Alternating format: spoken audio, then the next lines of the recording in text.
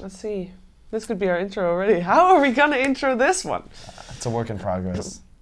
Bear with us. Yes. So we thought that we should do something because there's not a lot of content going out there in the Dota 2 scene, especially compared to some of the other esports scenes. And now we figured we'd change that. Especially, I'm pretty new, obviously, to the whole esports talent life, but let you all in on a secret. Everyone is a pretty incredibly dope human being.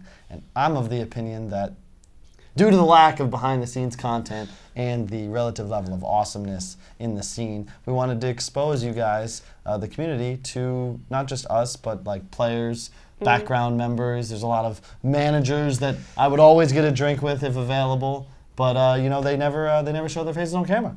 Yeah, so we figured we'd change that, and we don't really know what it's going to be. But for now, it's a podcast, and we hope you enjoy it. And it's going to be 15 minutes. We figured that's a nice time. People that like long content can watch multiple in a row if you want. People that like short content, I figured 15, you know, that's like sweet spot. And for this first one, I went onto my Instagram and asked people to ask us questions so that we can actually have something to talk about. Because obviously we have a lot of topics waiting, but we figured we'd ease into it slowly and in a nice way. And one of the first questions was, what is the best and the worst esports event we've ever been to/a part of? So I figured we'd start with the worst one, so we can end on a high note. Okay. What's the worst esports event you've ever been a part of/been to? Well, it depends. Is it like the worst for me or the worst publicly? For you, personally. For me, like as far as how miserable was I at the event? Yes. Okay. Because publicly, you know, Shanghai Major is going to try with everything. That was probably MDL. Can we swear on that? We can, right? Yeah, you Thank can do God. whatever you want. MDL wherever the fuck China, okay? It was snowing like gray snow. It straight up was like 1984. The smog, skies were completely gray, it's snowing, there's no one there because we're in some like literal, according to Jack, C-tier city in China. The event was thrown at a mall. We had 40 spectators. The entire hotel staff did not speak English. We were at the complete mercy of our handlers. There was no food. We played the group stage in a sound booth. Like it was meant to be a recording studio, so every room was soundproof. When you had 5 computers and 6 dudes into a box about the size of like this little corner we're in, it gets hot as balls. We played back-to-back BO3s. I swear to God, we almost died. Everyone got sick because of the land flu. Was that the one where S4 was super sick? Yes. Where S4 almost, like, literally didn't play a match and almost died. Yeah, like Well, you saw him huddled in a blanket, still playing at some point? Yeah. Oh, the booths also weren't made properly. So, like, in the practice rooms, it was fine. But then when you went to the main stage, like, the desks were literally 6 to 12 inches higher than your chairs could be. So it's like impossible to sit ergonomically, which makes me sound like a dork, but you know, we're doing this shit for a living. There's $100,000 on the line. You're gonna die if you play with your hands like this. I'm not a T-Rex. And if you want to play your best, you gotta play the way you're comfortable with, and nobody's comfortable playing like that. And the only other one that would have honorable mention was the Han Tour World Finals in Vegas, which I had a blast at, but it was ranked the second cringiest esports moment of all time. I mean, I didn't know about an esports scene in Han, and I got linked that video, and I'm like, that's funny. It was funny. I mean, what's sad is like I won that event. That was one of my championships. Go me. But yeah, that's enough. Sheeves. My worst one has to be the first. I think it was the first. No, the second Dota Pit event. It was January 2017 actually, and as a talent, the talent room was freezing cold. The talent room was adjuncted to. It was like a sports talent room, if you will. So there was like a dressing room, and it was attached to showers and all that. And one of those things, they had like one of those drains that was not closing properly. I know, you know, normally that the smell doesn't come through, but this time it did. And anytime anybody had to go to the toilet, you had to go through that smell because that's where the toilets were. And at night, we closed the door so that the smell didn't come into the talent room. When we came in every morning, ta-da! Wide open into the smell of dead fish and whatnot. It was horrible. Also, the people are allowed to smoke. We're allowed to smoke in the venue, so that's awful. Pretty bad. The days were super long, like crazy long. I remember. I mean, I wasn't playing, but the people that were playing until like 3 a.m. and at 4 a.m. they had to get their shuttle. That tournament. Not entirely. The finals was not entirely Dota Pit's fault because they did have a patch halfway through the finals. By the way, so on the final days, like, or maybe there was some Dota issue, but it was sick making because I personally got a cough at that event, and that cough didn't stop until like I was on antibiotics for it. I went to the doctor 3 times for it. I was sick as a dog for months, and then I finally get rid of it like 5 months after that or something when I was already in chemo. It's like whatever. Oh, that fixed my cough. I thought you were gonna say like Dota Pit gave me cancer. It did not give me cancer. That was not it. No, that was not the case. I could have said that, but no. Happens to be at the same place, same time. No, but that was a really bad event to work in terms of circumstances to work at. Because I mean, the games were fun, you know. I don't know. The people just forgot that there was also supposed to be talent. Like there was no food, and if we wanted food, we had to. Well, it was unhealthy food, which you know everybody loves pizza every now and then, and that's great. But you know, if you do this for a living, you can't eat pizza every week, every day. Yeah. That doesn't happen. I didn't realize how much energy it takes to do this. Like, yeah. I'm so happy. Pretty much everyone else fought these battles for me, so I just kind of showed up. And there's certain things that everyone just takes for granted now. Like, if I needed coffee or tea, I'd have to buy it. I mean that's like a little. Like literally hot water. I had to if I was getting sick, I wanted tea. I had to go to the same places that everybody else goes. I mean, if you're a visitor at an event and buy a cup of tea, 1 cup at a time. That's a little tiny cup. That's pretty grim. I feel like a tea kettle would have been. Nice. Easy to provide. Yeah. Tea kettle and a bag of tea bags. And you can literally make it. If you could smoke inside, you could light a fire. You could literally start a fire inside. So all you would need is a pot. Put that on the kindling. Boom, you've got tea. We should have just bought a kettle, to be honest. Yeah, that would have been nice. Yeah. Well, that's unfortunate. That's I'm glad I wasn't there. I didn't qualify for that event, and I don't mind anymore. No, it was a pretty grim one. I can look at some other questions, and one would be, what's one regret you have regarding Dota? One regret. Oh, geez, there's a lot. How much time do we have left? 7 minutes. Well, the upper bracket game 1 versus EG at TI5 will always be my purest Dota regret because I should have and could have won that game. If you ask Sumail, it was the one lane Sumail lost at that TI, and it was to me. Aww. And instead of going Orchid BKB like I had in Han, like I had in Dota, I went this terrible Ags Octarine build that I did because I lost to Sumail in a scrim 3 weeks ago previously that he did that build to. So instead of me and Moon killing Fear's Anti-Mage twice on his hook, I had no Orchid and we lost. And we should have won. And I don't know if it changes anything, but it was more of just like wow. Yeah, because like I did the hard part, you know, because my mechanics weren't great at the time. It was like 10 months into Dota, but you know, if I got through that, I know how to win games and play the game, but apparently, no, I didn't. Other than that, it'd probably be one of the 42 players on my team that I tried out that didn't pan out. There's a lot of candidates for who would the worst one to try be. I had a player quit on me in the middle of a grand finals qualifier. That's not great. I had players refuse to do scrims. I had players have like psychotic breaks. There was a long journey. How do you refuse to do scrims?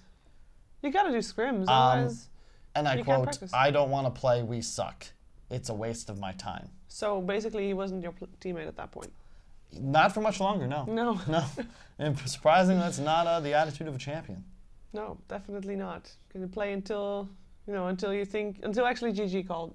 You gotta try. Always you gotta at least like start the game. Yes, that helps as well. I think for me, my most regrettable moment would be, I had one earlier, now I lost it. My brain doesn't work very well sometimes. I would have liked to try harder at TI5. Well, not try harder. I would have liked to try less hard and therefore be better, because I tried too hard at TI5.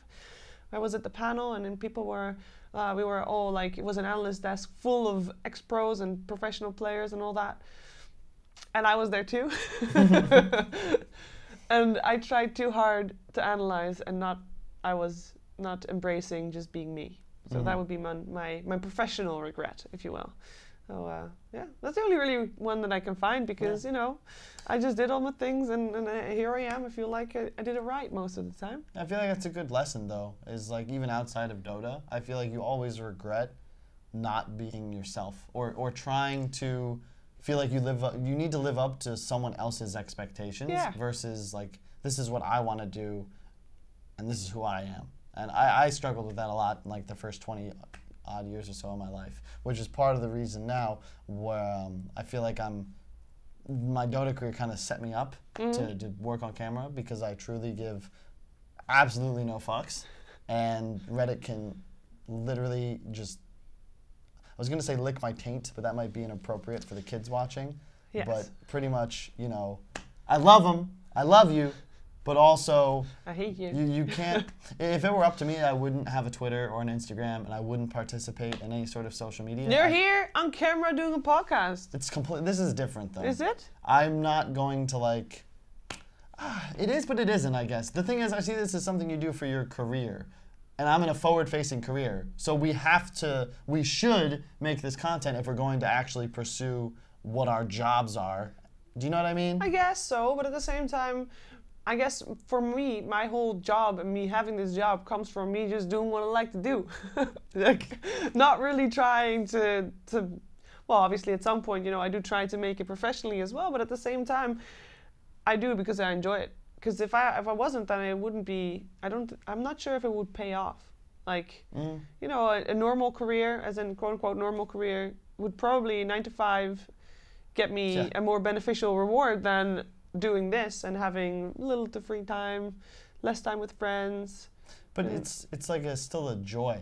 You know? Like, I mean, I love it. I mean, I have to sacrifice a lot of things, but work. I guess that's the point, really, which is I like hanging out with you and having conversations, and I want to share, and I want to, if it's filmed and shared, that's fine. But I'm not doing a thing with the purpose of sharing it. It's more that I want to do it because it's fun and it's something I enjoy. Like, and to your point about 9 to 5s, the most anxiety and fear and the worst I ever felt was in between Han and Dota, where I thought I was going to quit and just, I'm like, I'm over Han, I want to kind of do a real job. I've always wanted to like get into sales, I'd love to be a bartender, it sounds fun, etc., etc. And you realize walking out in the real world that, first off, it doesn't matter if you're really good at a specific discipline in esports. No one gives a shit. You're still a schmuck. And you probably just look like a moron. Like, oh, you played video games. Like, at the time, no one really got it. But anyway, esports kind of gives me a purpose in some You got anxiety thinking you had to go to 9 to 5.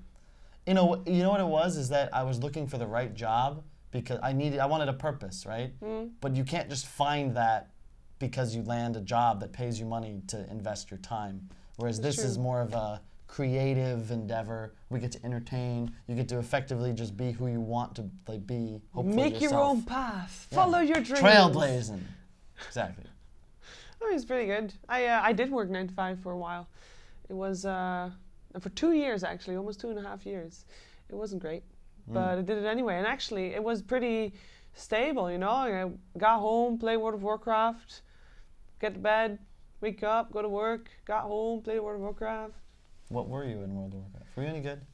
Yeah, I was good. We had a high-end raiding guild. We raided 6 nights a week, and was in Ascendance on a Lancers. I think the best we did was world first with all the achievements in the Wrath of the Lich King? No, later. The fire one? one. The fire one. No, not the panda one. I didn't. Burning something? No, the one between Wrath of the Lich King and it was this Ragnarok. Was that the boss? Firelands. Something like that. I can't remember. I quit after TBC, but I played for like a solid, like end of vanilla through TBC. It was really good. My mom would turn off the router at like midnight. So I'd pretend to be asleep and then sneak downstairs because we would raid from 7 to 11, but then we would do 10-mans from like 1 to 4. And then I would go to school at like 7. Terrible. Don't do that, kids. Don't do that. You'd be better off, don't do drugs, but if you were going to choose to do drugs or play World of Warcraft, I actually think drugs would probably be better for you in the long run. I don't do drugs. I think, going back to the question, like, do you regret anything? The World of Warcraft bit might be one of the things. I don't regret starting it, and I don't regret doing it, but I think I might regret doing it for as long as I did. Yeah.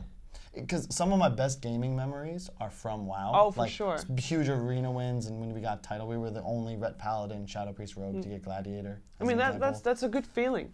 Killed Reliquary of Souls at like 1:30 a.m. right before reset. Like, that was super cool. Starting a guild, like beating Illidan, but it's just, on one hand, it feels like wasted time, but that goes back to, like, I'm a big believer that your life is about intangible achievements, i.e. your personal growth, the things you can't prove, what you've experienced but didn't photograph. By the way, I mean, I know we have to stop soon because we're at that 15-minute mark, but did you know that, we can talk about this some other time as well, at some point, Yahoo needed a new CEO, and they did interviews and all that, and 2 people were equally qualified, and then the difference maker was that one of them had successfully been a guild leader and raid leader from a World of Warcraft guild, and the other one had no extracurricular things, and the World of Warcraft guild's like, well, what did you do? Well, you led 40 people?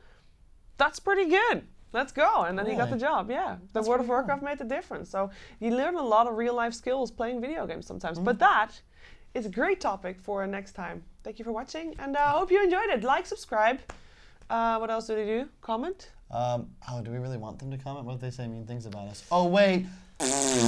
Do what you want. Bye-bye.